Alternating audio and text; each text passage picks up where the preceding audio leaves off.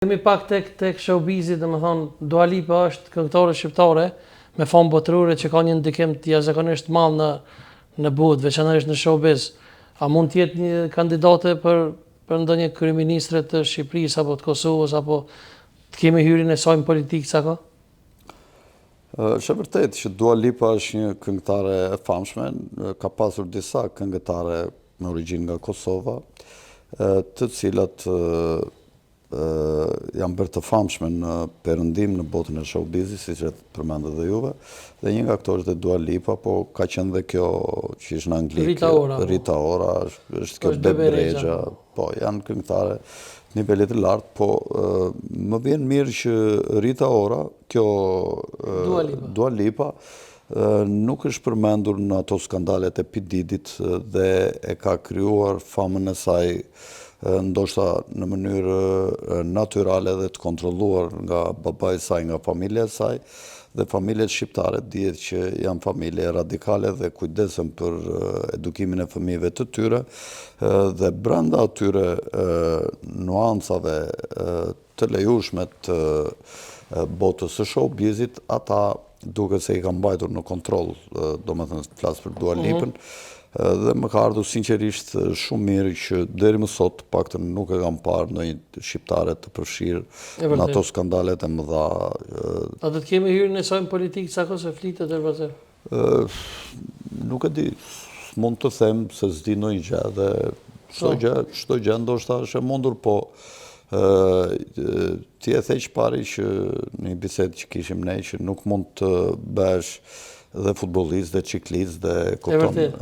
Unë mendoj që njerëzit më të zotë janë politikanët e karrierës për të bërë politikë, dhe sidomos kur politikanët e karrierës kanë një ndërgjegje kombëtare dhe një dashuri për popullin dhe vendin e tyre, punët ecin mirë. Megjithatë, në vende të vogla, politikanët nacionalist shpeshherë luftojnë dhe ju krijojnë konjunktura të tilla që turmat që nuk i kuptojnë bien pre propagandës dhe i përmbysin, dhe shpeshherë këta përfundojnë në mënyra tragjike sepse ju kundërvijnë globalistëve.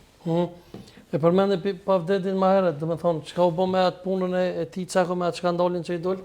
Me kë? Me Pavdedin. U zhduk skandali shumë shpejt, domethënë. A dihet më për fotën e tij? Shpeshherë kemi parë në këto rrjete sociale që ky Elon Musk ka thënë që do nxjerrim dosjen e P. Didit, po të njëjtën gjë ka thënë dhe Trumpi, i cili ka thënë që do nxjerrim shumë dosje të nxehta, siç është dosja Kennedit, vrasjes Kennedit, vrasja e Martin Luther Kingut Junior, vrasja e Malcolm X-it dhe disa njerëzve me ndikim, dhe ka thënë gjithashtu që do të nxjerrin dhe dosjen e Epsteinit dhe të P. Didit. Të shikojmë se çfarë do ndodh, po Trumpi në 100 ditë duket që ka bërë veprime shumë të dobishme për njerëzimin. Është përflit sa që edhe Michael Jacksoni, këngëtari me famë botërore, domethënë e ka shkel kontratën, domethënë edhe besën e këtyre Illuminati dhe domethënë ka ikë prej tyre, ka ndruar identitetin dhe është gjallë.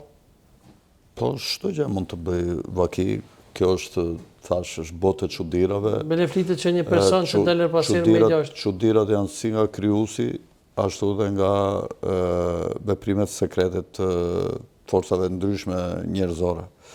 Çdo gjë mund të bëj vaki, janë pak të çuditshme teke të ndryshme si të këngëtarëve të ndryshëm si ky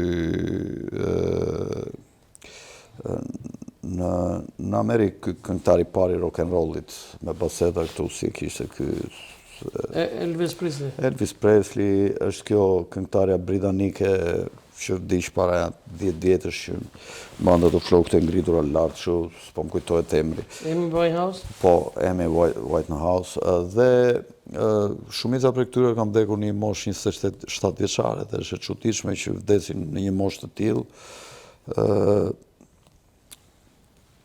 Ka zera nga teoritë e konspiracionit që po për ato unë nuk nuk pretendoj këtu të them që janë të vërteta apo jo, që thuhet që shumë nga këta këngëtarë kanë ardhur nga bota e nëndeshme, e qytetërimeve të nëndeshme, janë talente të mëdha, vinë, japin kontributin e tyre për të zhvilluar muzikën dhe pastaj largohen përsëri, dhe për ta thuhet që kam vdekur për të shmangur këtë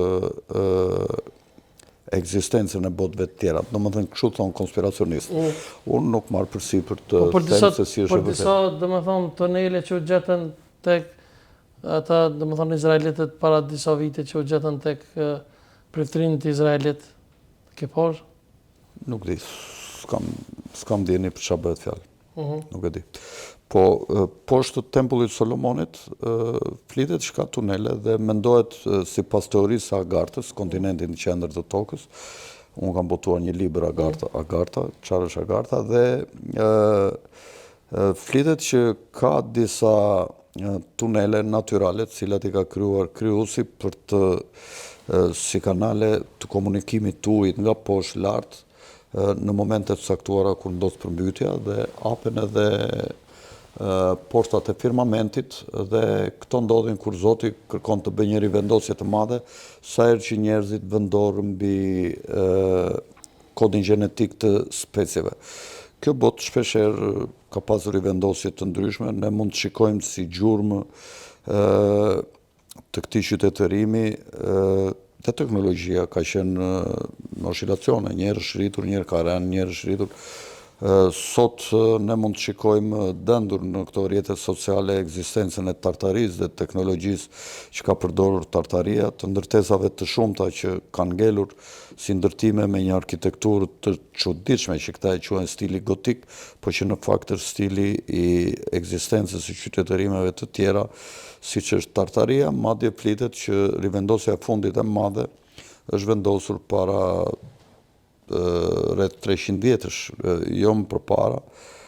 Bota ka misteret mëdha. Po të shikojmë, kemi shumë trungje të mëdha gjigande, ku me satelitë dhe nga avionët janë fotografuar ekzistenca e trungjeve të mëdha, të cilat sot duken si shkëmbim, por kur i shikon me kujdes, janë trungje gjigande. Dhe në Bibël thuhet që Zoti para se të bënte përmbytjen e madhe, në fillim previ pemët gjigande, të cilat vinin nga 1000 metra të larta.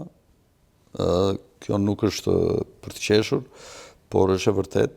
Dhe mendohet që në qytetërimet tjera, baza e ekzistencës së proceseve të djegjes nuk ka qenë oksigjeni, siç është sot, se oksigjeni nuk shpenzohet. Oksigjeni vetëm hyn në një reakcion dhe del në një formë të caktuar. Ne thithim oksigjen dhe nxjerrim CO2.